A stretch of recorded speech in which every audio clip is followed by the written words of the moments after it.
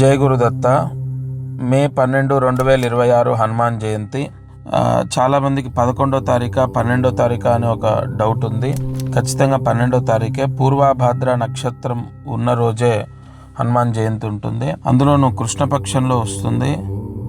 తప్పకుండా ఈ దశమి తిథి మంగళవారం, పూర్వభాద్ర నక్షత్రం. హనుమాన్ జయంతి 12వ తారీఖే, అది మాత్రం కన్ఫర్మ్.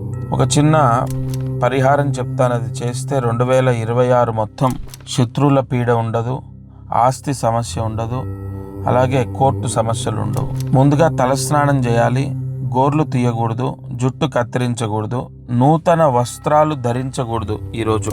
ఇక చేయవలసిన పరిహారం, దగ్గరలో ఉన్న ఆంజనేయ స్వామి గుడిలో 16 ప్రదక్షిణాలు చేసి ఒక కాషాయము వస్త్రము అంటే టవల్ కానీ, పంచ కానీ, కండువ కానీ అక్కడ అర్చకుడికి, ఆంజనేయ స్వామి గుళ్ళో అర్చకుడికి దానం చేయాలి.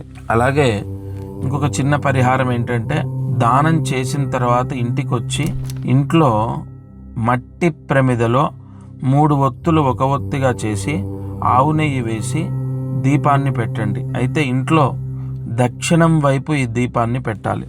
మట్టి ప్రమిదలో 3 ఒత్తులు ఒక ఒత్తిగా చేసి ఆవు నెయ్యి వేసి దక్షిణం వైపు అంటే ఆ దీపం కుంది దక్షిణం ఉండాలి తప్ప ఆ జ్వాల దక్షిణం వెలగకూడదు. దక్షిణం వైపు కుంది ఉండి ఉత్తరం వైపు వెలుగుతుండాలి.